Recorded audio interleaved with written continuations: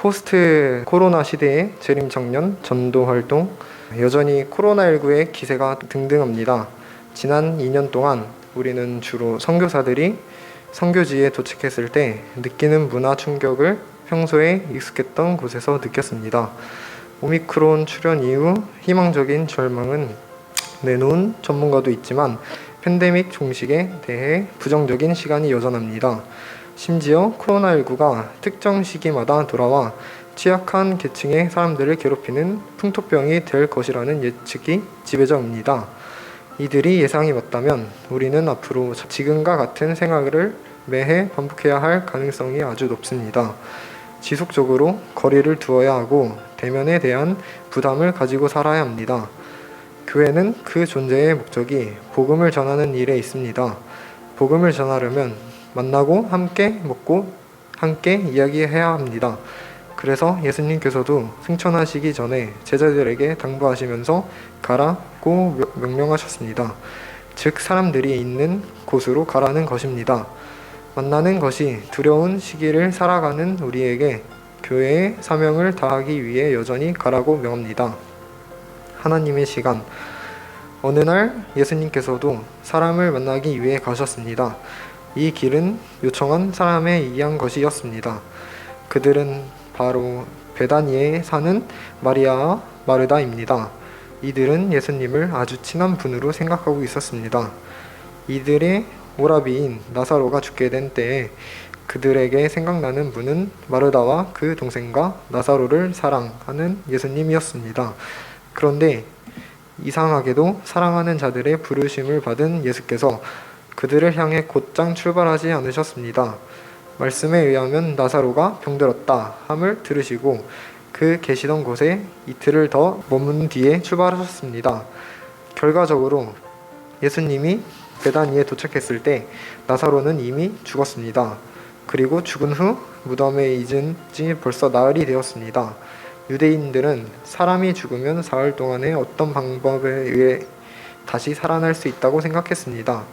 그래서 죽은 날부터 사흘 동안은 우는 날로 불렸습니다. 그러나 나흘째가 되는 날부터 살아갈 가능성이 전혀 없는 날인 비탄의 날로 불렀습니다. 만약 예수님께서 이틀을 더 유지하지 않고 오셨다면 나사로가 살아났나 할지라도 유대인들은 그들의 사상에 따라 다른 이유로 나사로가 살았다고 했을 것입니다. 그러나 예수님께서는 나흘째 되는 날 오셔서 나사로를 살리심으로 다른 어떤 이유로 만들지 못하게 하셨습니다. 지금은 때가 아닌 것 같습니다. 만나는 것을 두려워하는 이런 시기에 말씀을 전하기에는 적절한 때가 아닌 것 같습니다. 지금은 조용히 때를 기다려야 한다는 시기인 것 같습니다. 그러나 그것은 우리의 생각이고 우리의 시간입니다. 하나님께서는 하나님의 시간이 있습니다. 하나님의 능력. 나사로가 무덤에 있은 지 나흘째가 되는 날 예수님께서 오셨습니다. 예수님을 만나러 간다는 마르다는 예수님이 조금은 원망스러웠습니다. 예수님이 여기 계셨다면 오라비인 나사로가 죽지 않았을 거라 생각했습니다. 예수님 앞에서 이렇게 말합니다. 그러나 나는 이제라도 주께서 무엇이든지 하나님께 구하는 것을 하나님의 주실 줄을 아나이다. 참 믿음이 있는 말입니다. 그때 예수님께서 참으로 반가운 말씀을 합니다. 내 오라비가 다시 살아나리라. 그런데 마르다가 대답합니다. 마지막 날 부활할 때는 다시 살아날 줄을 내가 아나이다. 마르다는 말합니다. 예수님, 지금은 아닙니다. 죽어 무덤에 있는지 벌써 4일이나 되었지 않습니까?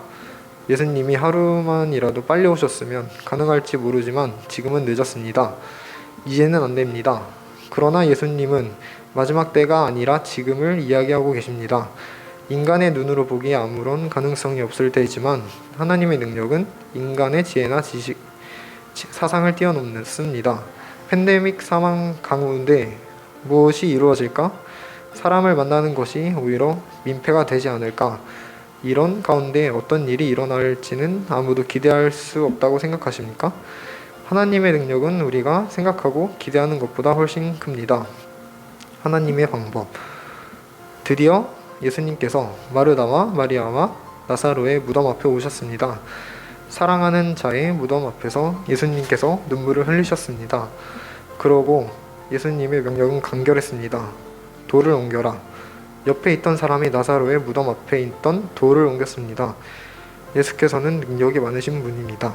나사로의 무덤 앞을 막고 있는 돌을 옮기는 일을 그분에게 참 쉬운 일이었습니다.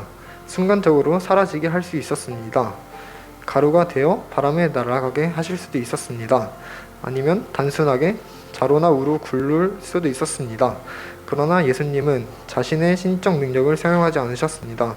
왜냐하면 돌을 옮기는 일은 인간이 할 수 있기 때문입니다. 인간의 능력으로는 할 수 있는 일을 하기 위하여 신성의 능력이 소집되지 않는다. 하나님께서는 인간이 그 주어진 능력과 역량을 사용할 때 그에게 힘을 주시고 그와 협력하십니다. 아무리 팬데믹이라 하더라도 하나님은 여전히 일하실 수 있습니다. 하나님은 그리고 하나님의 능력은 우리 앞에 문제보다도 훨씬 크기 때문입니다. 또 팬데믹은 하나님께 의외의 일도 뜻밖의 일도 아닙니다. 다만 하나님의 방법은 사람을 통하여 일하시는 것입니다. 지금과 같은 위기와 팬데믹 이후의 세상에서도 하나님의 방법은 하나님의 사람을 사용하시는 것입니다. 프랑스의 소설가 마르셀 프루스트는 진정한 발견의 여정은 새로운 풍경을 발견하는 데 있는 것이 아니라 새로운 눈을 갖는 데 있다 라고 말씀하셨습니다.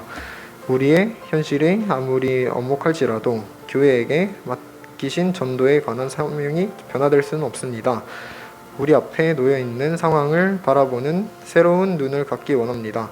하나님의 시간과 능력과 방법은 예나 지금이나 그리고 다가올 시간에도 변하지 않습니다.